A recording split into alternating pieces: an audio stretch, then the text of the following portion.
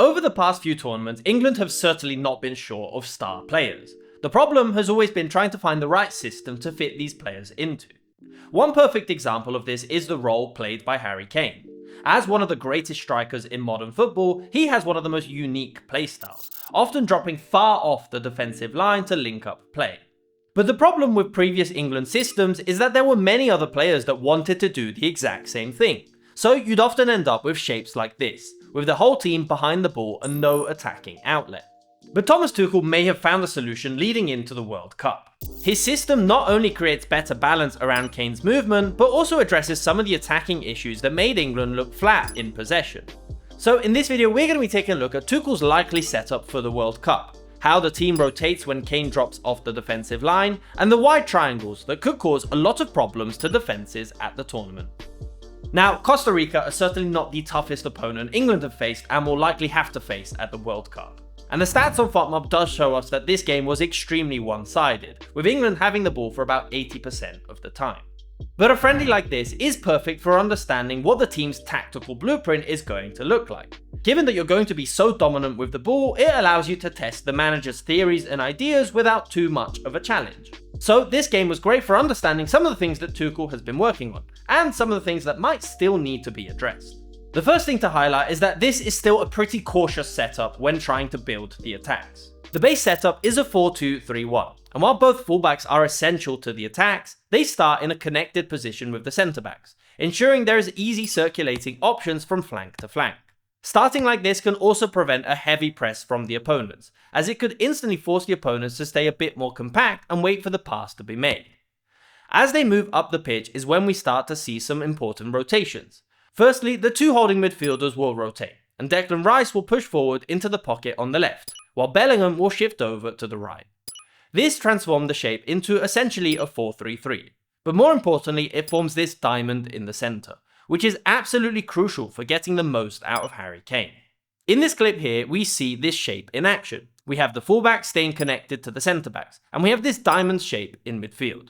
Because there are two players that move away from the centre, this is what gives Kane space to drop towards the ball and get involved in the team's build-up. Previously, in other England performances, it was common to see these two players want to help out as well, so you'd end up with no one on the defensive line. We can see here that as Kane drops deep, Declan Rice can shift further forward on the left, and England have successfully dragged forward the defensive line and created the gap in behind for Rice to run into, trying to link up play with Gordon on the flank. This seems to be a rotation that England are much more prepared for this time around. For example, in this clip here with Kane dropping deep to get on the ball, and Gordon immediately running forward to take his place. As the move progresses out to the right, Madueke breaks inside, and Gordon is ready to attack through the centre, but isn't picked out in time by Madueke.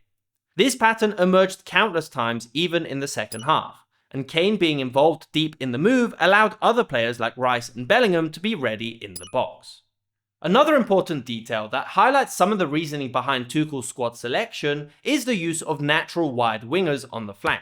These are players that naturally want to hug the touchline and can be great in 1v1 situations, which stretches the defence apart and frees up other gaps for players to get forward. So by counterbalancing these movements from Kane, it means England are still able to get players forward on the opponent's defensive line, and it makes their attacks much more dynamic going forward. And even where there are moments where England aren't set up correctly, you can still rely on Kane's passing range to pick out players running in behind. For example, with this excellent pass forward here into Gordon. So I do genuinely think England can be a much more exciting team to watch this time round, and I definitely don't want to miss a single match. So thanks to FOTMob, I've been able to sync every single game at the World Cup to my favourite calendar, so I know exactly when the best teams are playing. You can do the exact same thing by downloading the app with the link in the description or pinned comment down below. A big thank you to FOTMob for the support they've showed on my channel throughout the season.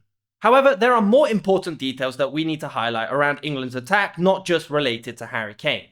For example, these wide triangles that we mentioned at the start of the video. England are blessed to have two of the most dynamic and versatile fullbacks in the Premier League with Reece James and Nico O'Reilly, and Tuchel has made sure to get the most out of them with this setup. Like we mentioned earlier, they start the move near the centre-backs, but it doesn't take long before they start to move into more advanced positions. While we saw this diamond in the centre is great for Harry Kane, what this also does is create triangles out wide. The standard positioning would see the fullback in a supporting role, with the winger out wide and the midfielder in the half space. But all of these players can rotate and interchange between themselves. As the ball moves out wide, a pattern you often see is a ball forward into the half space.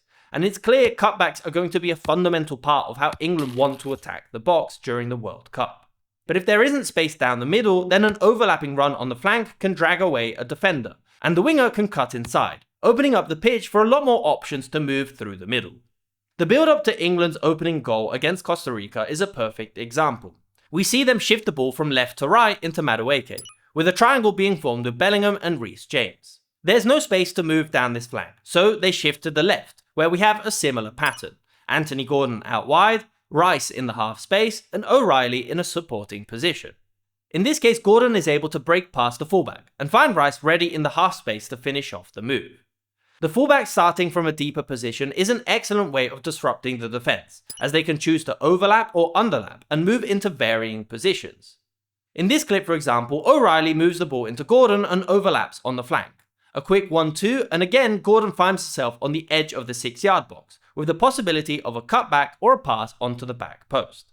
When England are on the full attack, because both fullbacks are used in an advanced position, as play shifts out wide, the opposite fullback will tuck inside, which does a few useful things. Firstly, it adds a bit of protection in case England lose the ball. It gives the team an option to circulate possession, or if England attempt to switch play, it means this player out wide is never fully isolated. So this is an extremely useful option for England to explore if they can't find space to move down one flank. And there's always protection from the two centre-backs and Elliot Anderson sitting just in front of them.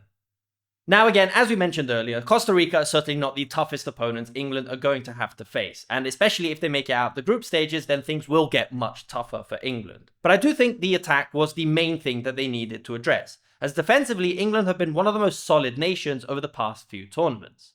Even leading up to the World Cup, England didn't concede a single goal in the qualifiers. When out of possession, England are not the heaviest pressers, but they are excellent at counter-pressing, especially because of these triangles out wide. It means they have a lot of players in close proximity, so if they lose possession, they're able to quickly close down the opponents and win it back early.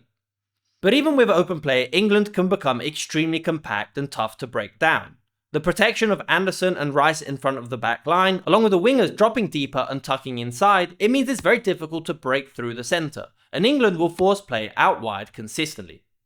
But what do you make of Tuchel's system? Do you think this is the best way to get the most out of players like Harry Kane and Jude Bellingham? And ultimately, do you think England have what it takes to go all the way this summer? I'm going to be bringing you a lot more tactical breakdowns over the World Cup, so make sure to subscribe so you never miss a breakdown. Thanks for watching.